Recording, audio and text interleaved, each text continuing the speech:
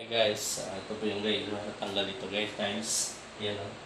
Didikit ko yun dito guys, tapos nalagyan ko siya ng stick wheel guys. Ayan o, stick wheel ha. Ayan, stick wheel.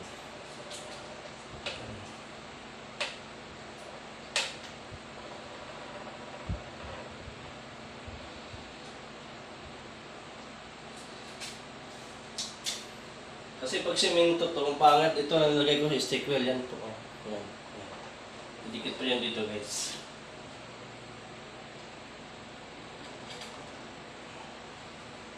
Ano ka? Ano